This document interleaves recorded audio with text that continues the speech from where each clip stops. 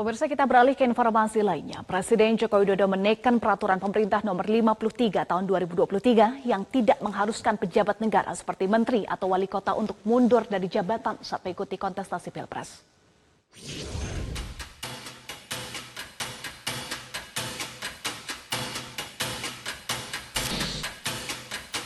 Presiden Joko Widodo mengeluarkan peraturan pemerintah atau PP nomor 53 tahun 2023 tentang perubahan atas peraturan pemerintah nomor 32 tahun 2018.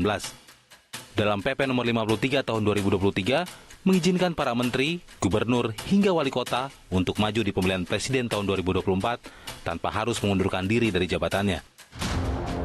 Dalam pasal 18 ayat 1A mengatur tentang menteri dan pejabat setingkat menteri yang dicalonkan oleh partai politik atau gabungan partai politik peserta pemilihan umum sebagai presiden atau calon wakil presiden, sebagaimana yang dimaksud pada ayat 1 harus mendapatkan persetujuan dan izin cuti presiden. Berdasarkan ketentuan tersebut, maka setiap pejabat negara baik itu menteri, gubernur, dan wali kota tidak perlu lagi mengajukan pengunduran diri ketika dirinya diusung oleh partai politik atau gabungan partai politik dalam pemilihan presiden mendatang. Sebelum hal ini naik ke permukaan, masyarakat sempat dihebohkan dengan disahkannya putusan MK nomor 90 tahun 2023. Apakah kedua hal ini dapat dikorelasikan sebagai intrik politik? Perubahan regulasi ini tentunya menimbulkan hipotesa di mana budaya nepotisme mulai berkembang dan tidak terlepas dari kepentingan politik. Kalau kita cermati lagi, tentu ya aturan apapun dibuat, termasuk PP 53 dan 23, pasti basisnya adalah basis kepentingan, basisnya adalah basis politik. Ya kalau sudah basis kepentingan dan basis politik, maka tentu yang diuntungkan ya kemungkinan kubunya Pak Jokowi begitu.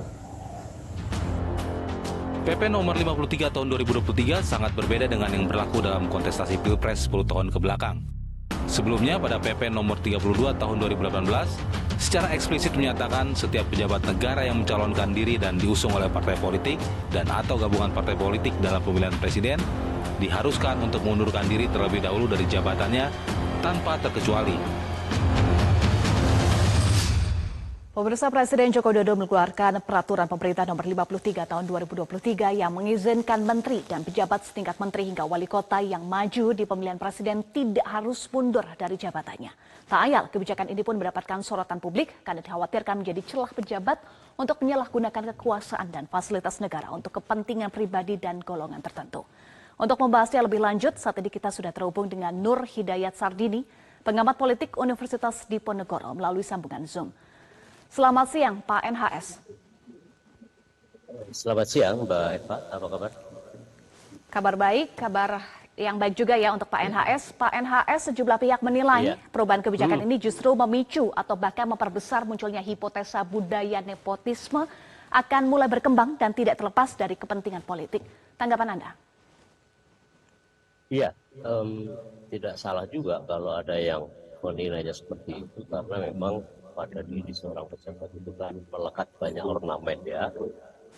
Misalnya soal protokoler, soal pemanfaatan kantor perkantoran resmi sebagai sarana yang dapat saja digunakan untuk kepentingan-kepentingan seperti kampanye, mengonsolidasi, merapatkan, menyusun agenda kampanye berikutnya. Sedangkan pada saat bersamaan dia tidak harus untuk mundur. Padahal idealnya harus mundur, karena dengan itu kemudian pemilu jadi kompetitif ya.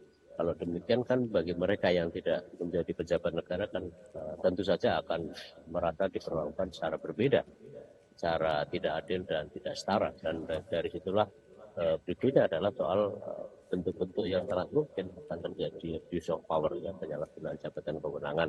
Karena sekali lagi bahwa pada diri seorang pejabat ataupun pejabat negara melekat begitu banyak ornamen tentang fasilitas ya, kedinasan, perkantoran gitu ya, yang menurut saya sangat disayangkan sebenarnya dengan peraturan pemerintah ini, karena pada 5-10 tahun yang lalu hal ini masih diterapkan gitu ya, tapi oleh PP yang terakhir ini justru dihapus. Bahayanya apa sih Pak NHS dengan aturan yang juga dirombak saat ini? Kalau kita kan masyarakat yang lebih banyak paternalis ya, bahwa seorang pejabat itu kan dikonstruksi oleh pandangan publik sebagai segala-galanya.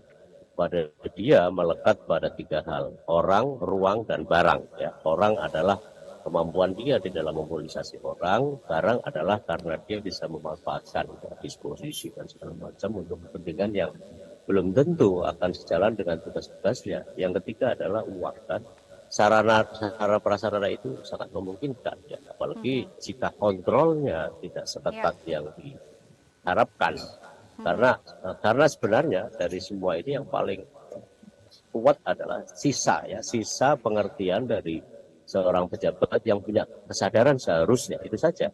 Karena selebihnya itu diikat oleh aturan-aturan, dan kalau sudah aturan kan siapa yang bisa menolaknya, siapa yang bisa yang kritik bisa, ya, tetapi sesungguhnya itu sangat lekat dan patut untuk disimpulkan bahwa ini akan rawan terhadap penyalahgunaan jabatan kewenangan sekecil apapun, ya, karena penganggaran negara kepada mereka itu kan bukan untuk kepentingan yang bersifat pribadi, golongan politik, golongan sosial dan seterusnya, tetapi semata-mata hanya untuk mengabdi. Ketika kemudian dia menjadi pejabat, pada saat bersamaan juga menjadi peserta pemilu, ya ini kan konflik of interest-nya sangat lebih kental ketimbang misalnya kalau dilepaskan gitu, ya. Idealnya adalah begitu ditetapkan sebagai peserta pemilu, dalam hal ini misalnya sebagai pasangan calon presiden dan wakil presiden, ya dengan sendirinya harus mundur, dan itu meliputi juga pada lingkup etika gitu. Yang mahal di negeri kita hari ini adalah kan etika, Mbak.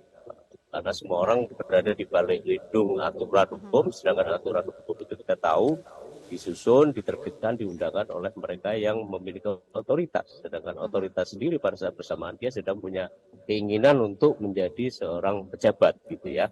Nah, inilah yang menurut saya bikin pemilu kita punya potensi yang sangat kuat untuk abuse of power dan tidak kompetitif tentu saja.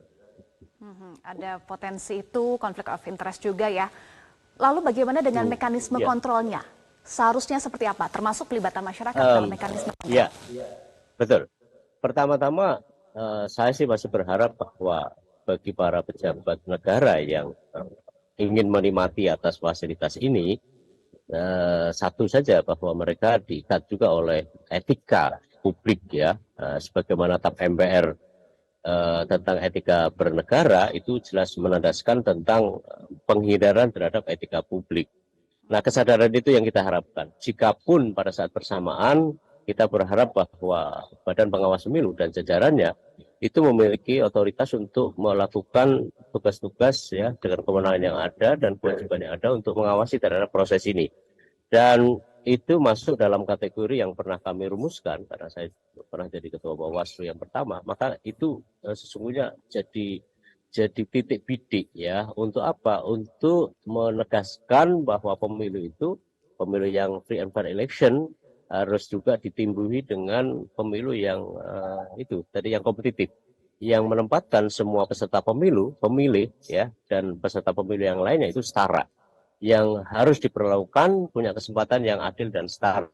Nah, yang ketiga tentu saja yang ketiga adalah tergantung kita juga dalam melihat ini. Saya berharap masyarakat, ya, dengan kekuatan apalagi sekarang media sosial sebagai kekuatan kelima demokrasi, ya, itu bisa dimanfaatkan dengan sebaik-baiknya, karena kita memviralkan saja itu ternyata efeknya kuat, ya. Baik, kesadaran etika yang pertama, kemudian tadi juga pengawasannya harus lebih ketat, ya. Terima kasih Pak NHS Nur Hidayat Sardini, pengamat politik Universitas Diponegoro, sudah bergabung bersama kami di Metro Siang.